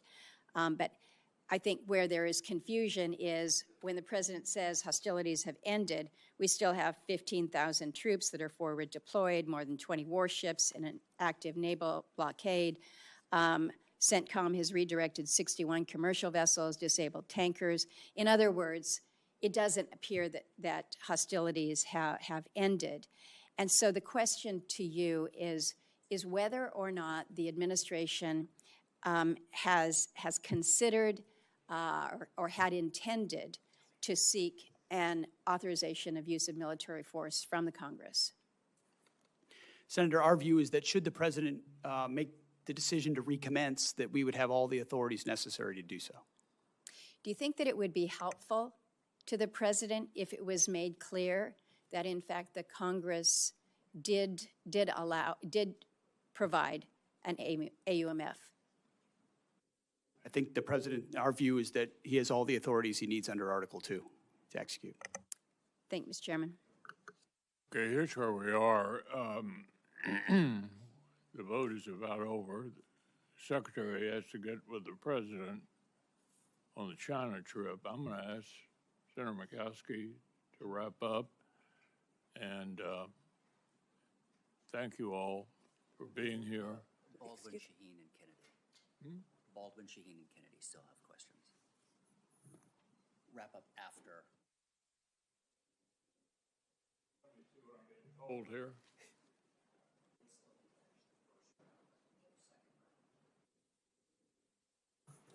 Yeah, obviously there's not a whole lot of time for a second round, so we'll get through everybody. And Senator Murkowski, I appreciate you taking over. Thank you. Secretary Hegseth, Chairman Kane, thank you for being here today. Today is the first time either of you are appearing before this subcommittee since the abrupt choice was made to cancel the acquisition of the Constellation-class frigate, which was being built in Wisconsin. These ships were meant to provide vital capability to the Navy in the event of a future war against China. And they were certainly part of our calculus of deterrence through strength. Canceling this program placed thousands of jobs in Wisconsin at risk and left our fleet less prepared. You know, President Trump has talked a lot about making ships in America again, but I have to tell you, dramatic and misguided decisions like this pull the rug out from under our shipyards. The U.S. shipbuilding industry needs stability if we are ever going to compete with Chinese shipyards. Wisconsin workers who have decades of experience building world-class vessels that defend our nation, that serve commerce and provide transportation, they need stability as well. So I'd like to start with a question to you, Chairman Kane. Medium landing ships. The Navy's new amphibious ships, which will now be built at the same Wisconsin shipyards working on that were working on the Constellation class less than a year ago. How important are medium landing ships to future U.S. operations in the event of a war with China? Well, Senator, thanks for the question, and I do want to highlight, no matter what the policy decisions are, the great workers up there and in your state, and as the Joint Force considers the options that the medium landing ship would bring to the table in terms of assuring a mobility gap, in filling that gap and allowing us to project power at the Secretary and the President's choice in choosing. While not stepping into the Navy's boundaries and mindful that the CNO and SECNAV and acting SECNAV in this case will have views, I hope we'll carefully consider this capability and then, if appropriate, bring it forward to the Joint Force. Yeah. Well, unfortunately, the department included the request for funding the construction of 6 medium landing ships in that partisan part of the budget request, the reconciliation, which is in danger of potentially not even passing this year. To be frank, it does not give me confidence that we are taking this program seriously. What would the impact be if Congress did not appropriate funding for the medium landing ships in fiscal year 27? And are you comfortable with the pace that the Navy is planning on building them, Chairman Kane? Well, I'll acknowledge that I think it was yesterday or the day before that they released their shipbuilding plan, and given all the things that I'm juggling in this job that I'm so lucky to have, I've not gone and done a deep dive. So I'd like to come back to you. Please do. If you're okay with it on that matter, so that I don't wing it. Yeah, thank you. I want to now turn to the war with Iran. Yesterday, I had a chance to meet with service members who were injured in the opening days of the war. They receive adequate and timely care for their injuries in the Middle East, and the fighting kept them from being quickly evacuated to Landstuhl after being injured.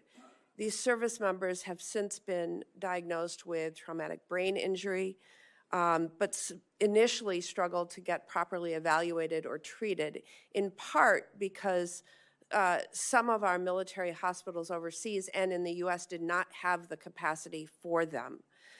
They had to wait for more than 3 weeks to receive the treatment they needed, and it seems clear to me that our military medical system was not prepared to treat those injured in this war. Secretary Hegseth, did DOD review our military health system's readiness to treat those injured in a war with Iran, and did that impact your recommendation to begin Operation Epic Fury?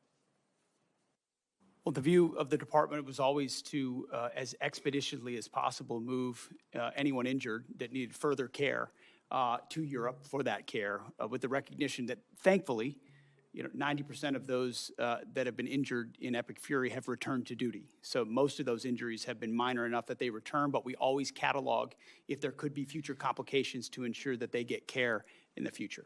it seemed to me, from what I heard, that we weren't prepared in theater, we weren't prepared in Germany, and we weren't prepared immediately upon these soldiers' return to the U.S.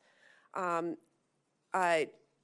you commit to ensuring that every service member, including my constituents, will receive necessary medical care after being injured in this war, and that the military health system is now prepared for any future casualties in this war? We have been, and we will continue to be.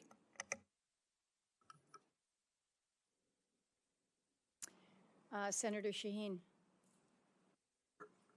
Thank you, Madam Chair. And thank you both for being here, all three of you for being here. Since your testimony 2 weeks ago, Secretary Hegseth, before the Armed Services Committee, the department has sent over your legal review, which I appreciate, thank you, for use of security assistance funding for Ukraine. However, as was determined earlier in the testimony, funding still has not gone out the door. And I didn't hear you give a date when this committee or the Armed Services Committee can expect to hear or receive a spend plan for those dollars.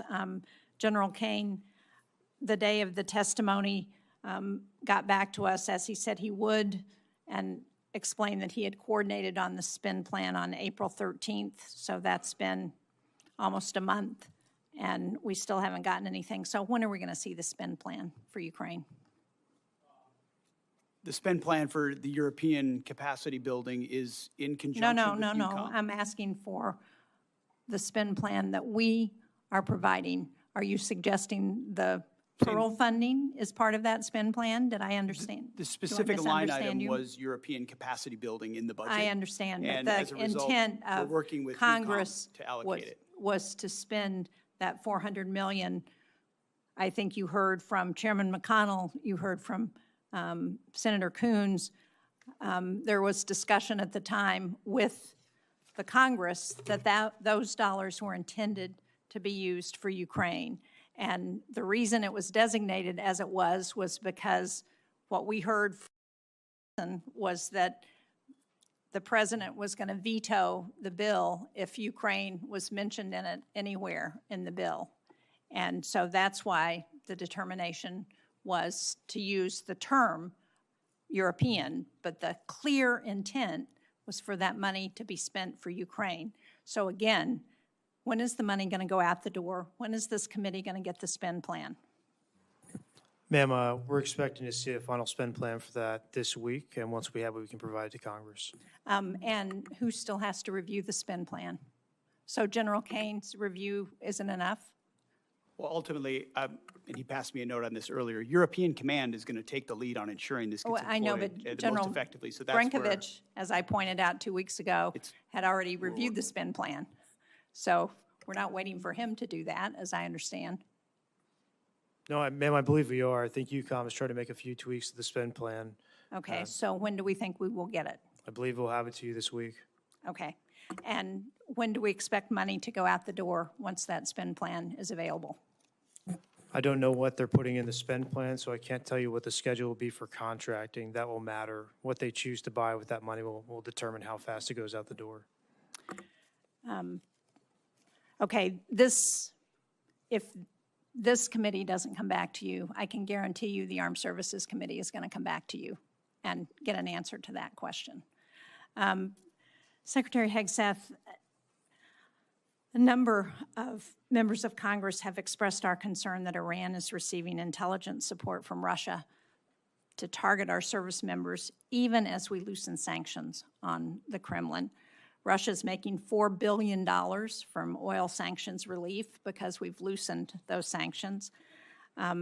As has been testified to, an Iranian Shahed drone costs about $35,000. That's enough money for hundreds of thousands of drones supporting Russia's war in Ukraine, and billions for Iran to reconstitute its industrial base.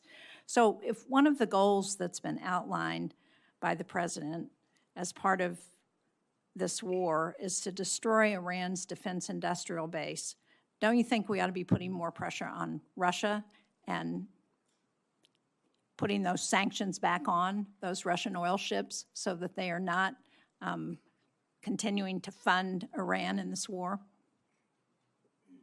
Senator, we know Russia is a nefarious actor on a lot of levels and account for that, but I would say the destruction of Iran's defense industrial base has been highly All effective evidence to in the this effort. contrary. We're not accounting for that if we're giving Russia the opportunity to earn $4 billion a month, $20 billion by the end of the year if we leave those sanctions lifted for that time, during which they can continue to fund Iran. Well, the destruction of Iran's defense industrial base has been clear and overwhelming. The destruction of Iran's defense industrial base has been clear and overwhelming. Well, it's certainly not clear to me as a member of the committee, because what we see is Iran still producing drones. They're still engaged in this conflict.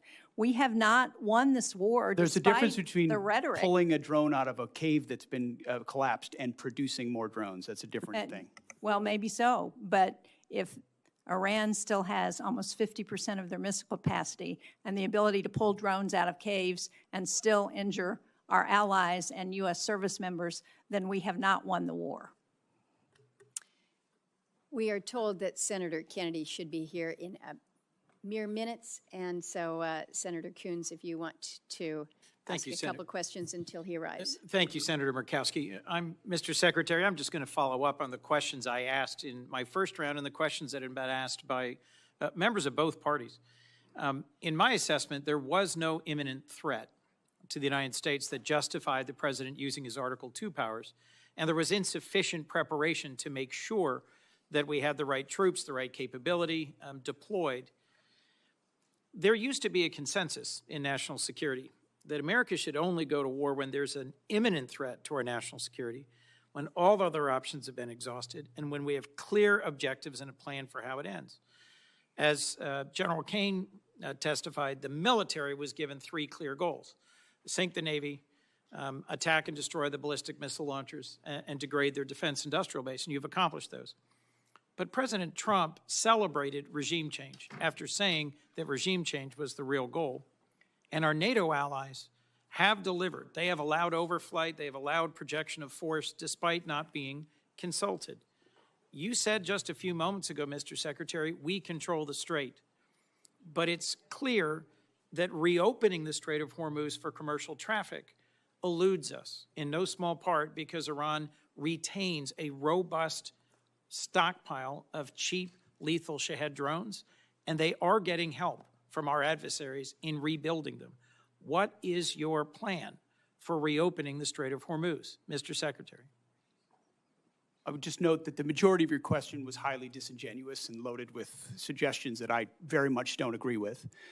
From the beginning, please feel free, sir, to pick any one of those From the things. beginning, we've been very clear about the military objectives and the underlying strategic objective, which is preventing Iran from getting a nuclear weapon. Yes. Take, for example, the fact that Iranians' conventional Navy, they had aircraft carriers with Shahed drones on them before this started. They had full-on destroyers and battleship capabilities, none of which they have anymore. And did the Iranian Navy have aircraft carriers? Iranian Navy had 3 drone aircraft carriers. The Iranian Navy had 11 launch submarines. Platforms for drones, sure. They had 11 submarines. And you've they sunk all of the regular Navy. Great, good. They retain fast boat capabilities, which they've always had. We understand that, which we can control for and will. We've degraded almost completely their defense industrial base capabilities. The idea that they control anything, you can terrorize something, you can hold it at issue with piracy, as I've talked about at the Pentagon podium time and time again. Correct. That doesn't mean you control it. We control what goes in and out, and we control whether or not we have to restart conflict. The president does as well. Mr. So Secretary, we're the ones that will manage where this goes in the future, and they have very limited ability to set the tempo or respond to it, and that gives the president a lot of options to ensure that Iran never gets a nuclear weapon. The connection between their ability to close the Strait of Hormuz using fast boats and Shahed drones and our strategic goal, shared broadly, to prevent them from ever having a usable nuclear weapon is utterly unclear to me. And my question was, what's the plan for reopening the Strait of Hormuz to commercial traffic, given shared broadly, skyrocketing but never prices? executed. Shared broadly, but never executed, because previous administration didn't have the willingness to actually do what it would take. And when Iran was at its weakest moments following the 12-day war, but still wanted the pursuit of a nuclear capability, President Trump made the courageous decision to go at their conventional umbrella and shield, which they were using to protect their nuclear program, which we knew came with threats and branches and sequels. My which we've concern, accounted Mr. for. Secretary, is that you've achieved a series of tactical successes, but are on the verge of a strategic loss, because we are now negotiating. I just think it's so foolish. demand. Here we are in a committee in the United States Senate, 74 days in, and you're talking about strategic loss. We have the ability to 74 defeat a days in. 47-year threat of a pursuit of a nuclear weapon. We have more leverage than we've ever had. We've had incredible battlefield successes, and you're talking about a strategic loss, Mr. cloaked in Secretary? disingenuous questions. Mr. This Secretary? is how you Mr. undercut Secretary? efforts that could otherwise and are otherwise I am being not very your effective. enemy, sir. I am not your adversary. I share your goal of preventing Iran from ever having a usable nuclear weapon.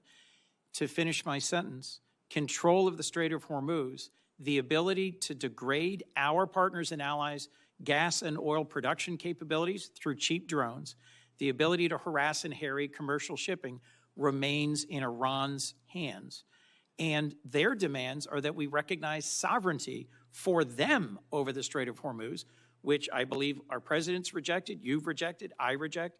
But my question remains, how do we reopen the Strait of Hormuz to commercial shipping? If we control it, how do we reopen it? And your average American is seeing this at the gas pump every single day as the cost of gas continues to rise. Senator Coons, I know that your question has not yet been responded to. And it deserves an answer. It does But I also deserve an understand I'm answer. delaying my colleagues. But Right. that's the question that deserves an answer, Mr. Secretary. We do have Senator Kennedy, followed by Senator Murphy, and I know that Secretary has a time departure. Thank you for your indulgence, thank you. Madam Chair. Thank you. Mr. Secretary, welcome. Can we agree that if you took President Xi Jinping and turned him upside down and shook him, that the African country of Mauritius would fall out of his pocket?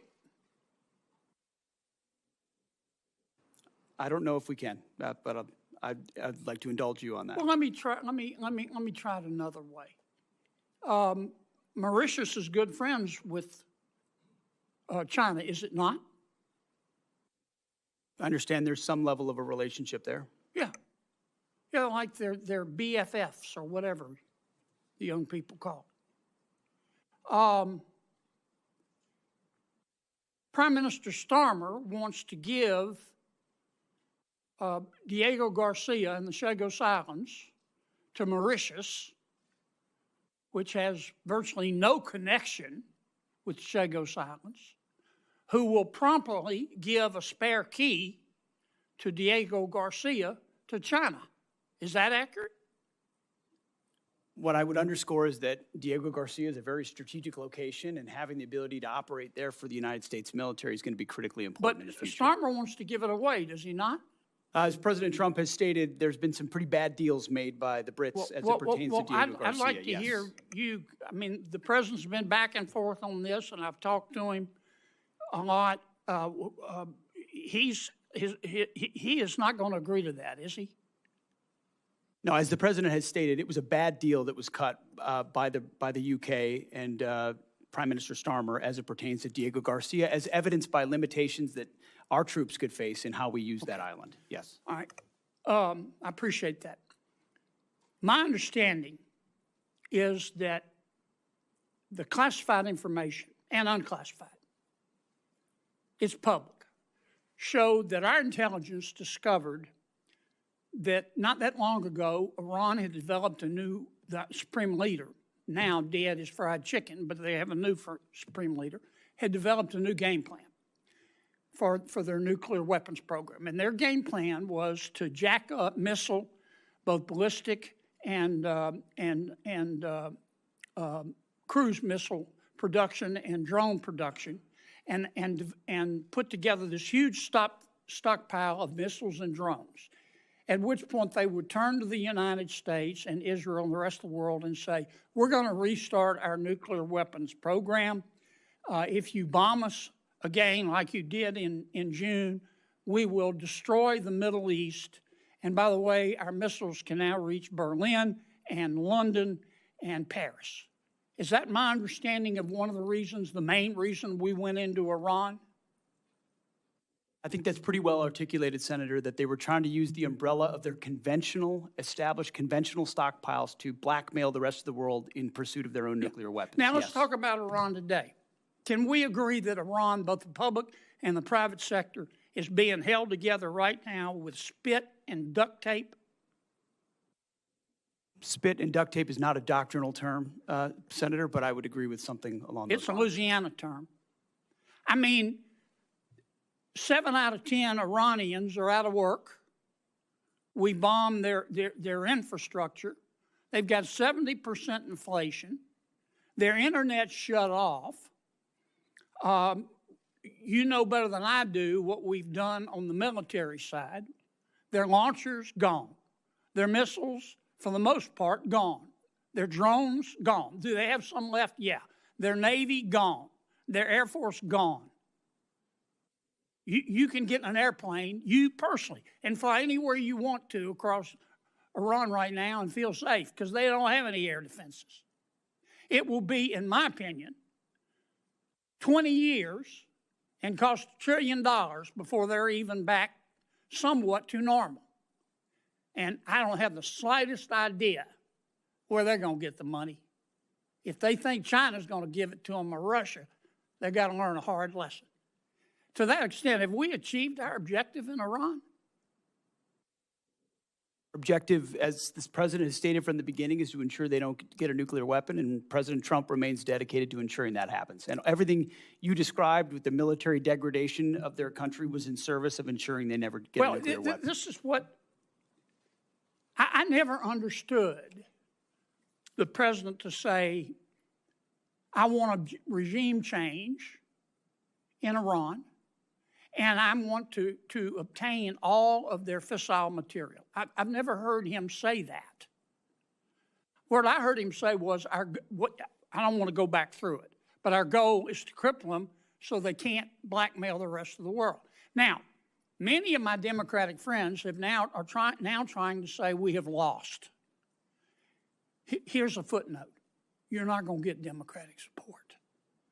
They're not. They're not going to support you, Mr. Secretary, because they don't support President Trump. I know that's not a newsflash. But they say we've lost. I don't get it. I don't understand how we've lost. Is the strait closed? Yes. But if we continue that blockade, where nothing's going in and nothing's going out, eventually they're going to have to shut down their oil fields, are they not? Half of their oil fields are low pressure. Once they put them down, they're not going to get them back up. Am I missing something here? No, that's why the president is right when he says we hold all the cards, and we do. And we've got the best deal maker in the world able to make the best deal for the United States of America. And if we have to go back at it as the Department of War, we're ready to do that as well. Well, keep two things in mind. You're not going to win over my Democratic friends. It's not worth getting your blood pressure up. Focus on other things. And number two, just keep this in mind. America first does not have to mean America alone. America first does not have to mean America alone. We need all the friends we can get. They need to carry their own weight. They need to pay their bills. But the more the better. I'm sorry I went way over, but I sure do appreciate Senator it. Kennedy. Senator Murphy. Thank you, Madam Chair. Thank you all for being here. Let me give you a chance, Mr. Secretary, to answer Senator Coons' question, which is a really simple one. How are we going to get the strait open? Because nothing matters more to our constituents than doing something about these spiraling gas prices, which are bankrupting families and farmers all across the country. And maybe let me ask it this way. This is the first time you've come before this committee, but in other briefings, people that work for you have told us in plain terms that there is no military mechanism to reopen the strait, that ultimately it will be a political decision made by Iran. And I think you're confirming that here today by suggesting that it will be economic pressure that will create a political imperative inside Tehran to open the strait. So can you just confirm for the committee that there is not a military mechanism or means to reopen the strait, that ultimately we have to essentially use diplomacy, economic diplomacy in this case, in order to convince Iran to make the decision to reopen the strait? I would say, Senator, there most certainly are military means by which we could open the strait, both on targets on land and also with what we do with our naval capabilities, not to mention our naval blockade. Why haven't demonstrated you by done, if that's true, and that's not what has been testified to us in private briefings, why haven't you done that already? Ultimately, a long-term, a preferred long-term approach would be a deal where they open it up, where they stop being pirates of international waters and allow countries from all nations to flow. You know, these aren't U.S. ships that are being blockaded there. These are ships from all around the world, creating much more pressure for other countries than ours. So the bad guy here is Iran, who's closing the strait through piracy effectively, because they really only have fast boat capabilities. We're blockading them. None of their stuff's getting out. They're feeling all the pressure. Okay, so here's my follow-up question. You don't worry that through a study of history, you might come to the conclusion that you are overestimating their willingness to cave based upon economic pressure. The Russians believed years ago that Ukraine would cave because of the economic pressure they were putting on Ukraine. We thought the North Vietnamese would cave because of the economic pressure we were putting on them. Your own intelligence estimates, as has been reported, suggest that, in fact, the Iranians are in a position to hold out for potentially years. This is a high-risk strategy to hope that this economic pressure will eventually cause them to voluntarily reopen the strait when there's plenty of evidence from military history to show that countries that are being attacked or invaded or occupied are actually willing to put up with a whole lot of economic misery in order to preserve national pride.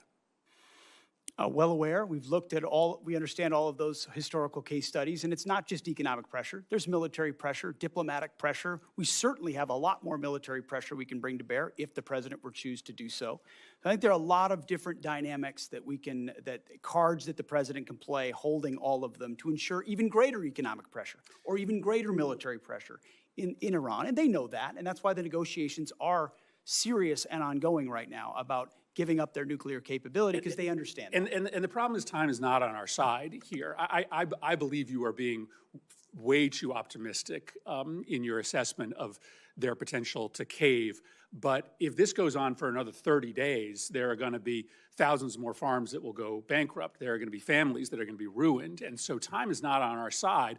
And I just don't believe that Iran is ready to capitulate yet. And if they capitulate in a year, there's going to be a whole lot of families and businesses that are ruined in the United States.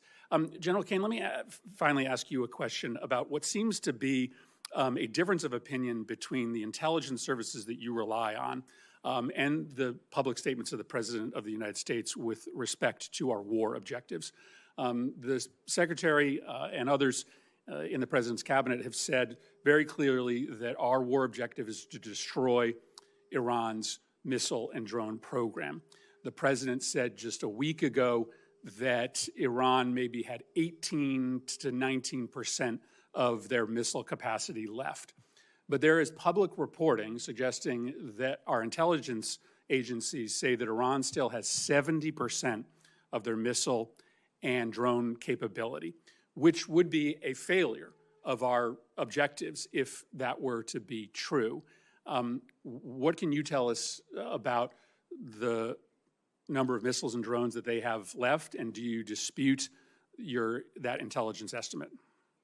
Sir, I'm not going to comment, with deep respect for the question, I'm not going to comment in this forum on what may or may not have been opined on by the IC, which would suggest a leak or a confirmation of any intel. So while I appreciate the question, I hope you'll also appreciate my not answering it.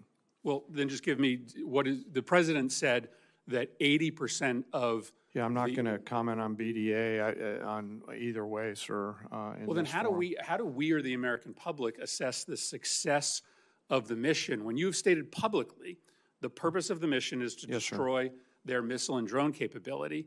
How do we assess whether we should continue funding this if you can't state Well, I'm to not us going to what the answer assessments are. what you guys in the Congress considers the decision criteria around continued funding or not. What I know is that I've not read the report that you're talking about. All of our battle damage assessment matters are classified, and it would be inappropriate for me to comment in this forum on that. And I appreciate the question, but I'm not going to answer it. Let me just put it to Secretary Hegseth. The president said that 80% of their missile capacity had been destroyed. This public report says it's only 30%. Can you give us an answer as to what the real number is? I mean, I would answer the same way as the chairman. Not talking to this committee about the damage assessments? Not Okay. validating leaked information that could be wrong or not wrong. Why would I validate what just tell us people what the may number leak or is. not leak? You're- This is not a classified well, you setting. said We don't you're- talk about those things. And you Senator like to talk Murphy. about them on TV. We don't talk about them here. I would perhaps suggest that, that some of these questions and responses are perhaps best in a classified setting. But I also acknowledge that we are not in a classified setting. We have held the secretary and the chairman longer than I think they had anticipated. Senators have 1 week to submit additional questions for the subcommittee's official hearing record. We request for a response from our witnesses within 30 days of receiving these questions. The subcommittee stands in recess, subject to the call of the chair, and I would ask those in the audience to remain in their seats until Secretary and General Kane depart. And safe travels to you to China. Good luck.